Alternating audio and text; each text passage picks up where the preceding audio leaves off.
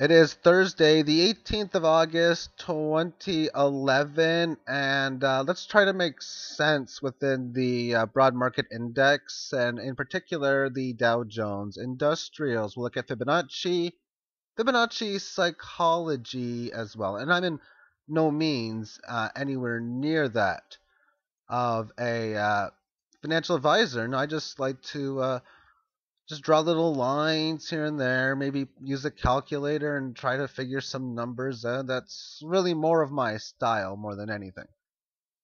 Enough about that.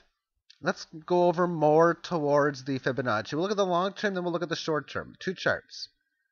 And we have a main Fibonacci and a secondary Fibonacci on both of them. The main one is from the big highs and the big lows.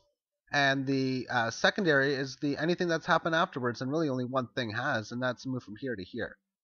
So that's the secondary numbers in here. Okay, so we got those numbers. And when I look at these Fibonacci, I see it like a video game almost, like snakes and ladders with a little bit of Mortal Kombat. Yeah, just some fancy, fun way. Snakes and ladders because you go up and down all the time, and that's why I'm using that analogy. So we have a situation where you come up to this line, and the game is set up. You got you versus the line, and the line is trying to push you down. And what happens is you got a power meter, they got a power meter. Once you can break their power meter, you can get above it. And you didn't do it here, but you had enough ammo or something to get by it here. Boom, there you go. Same thing in here. You had a hard time, but the more and more that you battle with these, it's like taking a wall and trying to break it down. The more times you throw sticks and stones and anything else at it, the quicker it's going to take it out. That's another way I like to look at it as well. And within the second level, that means if you can get above it or break it, that means the previous move becomes a failure. The previous move is from here to here. Therefore, any confirmation break above here tells us that we're A, going to this level and this move was a failure. Therefore, did we have a confirmation break above? The answer is yes, we did. What I like to see is I like to see it come back, find support, and then break free. Now that didn't happen because it didn't come back and find support. But breaking in here, at some point you're like, okay, it's broke this level by, well, it ended up breaking it by over 2,000 points, and that's a decent percentage move, and it can still hold because we've now finally had a support test at this level.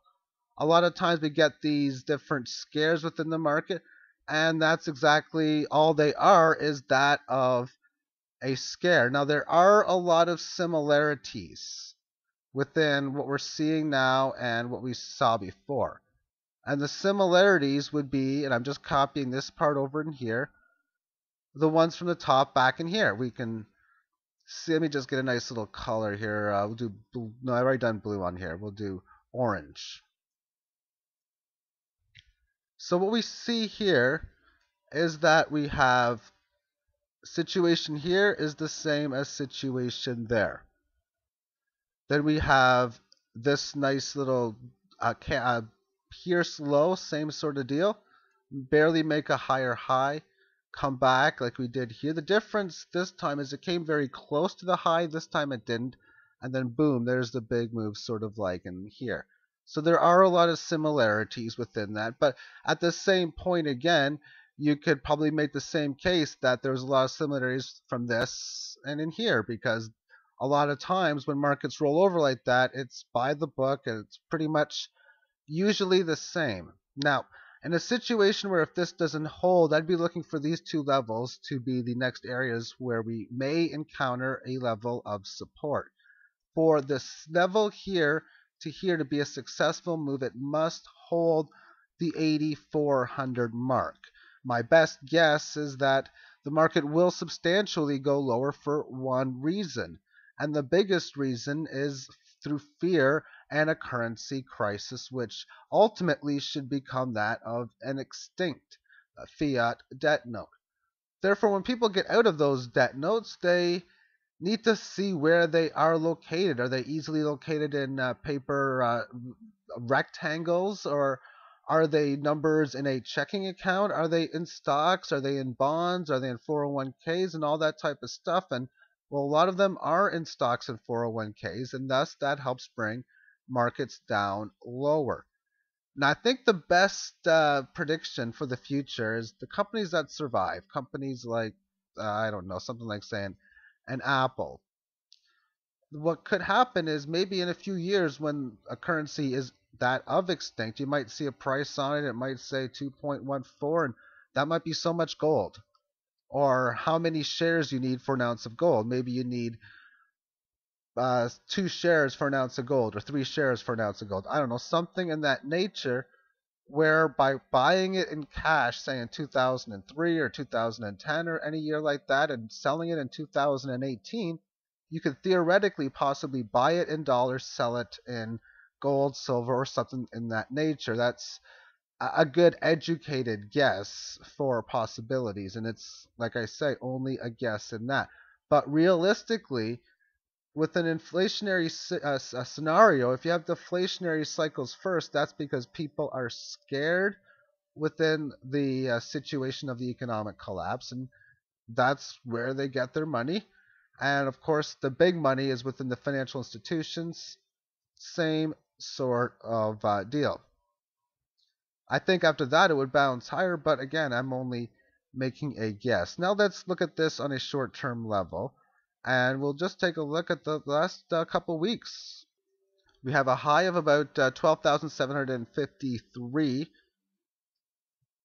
This high is 400, so a little bit after that. That was a July high. And the low is 10,600. Okay.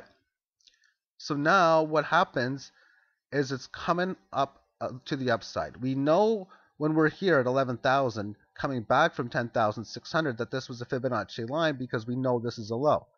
So we get up here, and like that video game of Mortal Kombat and Snakes and Ladders, here we are breaking this thing down, or trying to, but it's resilient, and boom, it pushes us down. And I like to think of this sort of like a rating of how much health you got, a health meters. Once you go to 0, you're dead. Maybe in here it's at 98, then it's at 87, and then you're trying to break it, you got down to 68, and here it's at 60, then boom. Well, maybe if we do come back up here, maybe instead of it being at 60 like it was when it left, it might be at about 75 or 80, because that gives it time to heal. Sort of like with silver, when silver came back to $50 in a few months ago, it had 30 plus years for that level to heal. And when we come down to this level, this is like a little place, like a sponge of some sort. That's where you would expect the sponge to save you. Only problem is, as you're bouncing from this, imagine if you're jumping out of a 20-story building. Boom, you fall. What happens is you're going to bounce off this sponge, and it's going to take a lot of damage within the sponge. Then you start bouncing some more off of it, and you're adding damage to it. And that's why if you do anything like this, and then boom, well, you took enough damage from the sponge, and now you have to try to find the next one, which happens to be the 10,500, which took a little damage back in here. And that's primarily how I look at this. Therefore, for this selling from here, the July high to this low to be a failure, it really needs to get above not only the 30 this level here, but the 61.8 level. Staying and holding below here, like it's pretty much done, at least holding, that just keeps the market bearish. It's trying to go to neutral status. It could not. Therefore, for this rally to be successful, it needs to hold this level. If it doesn't do so and shows a pattern like this, then it's telling us, hey, wait a second, this is a failure.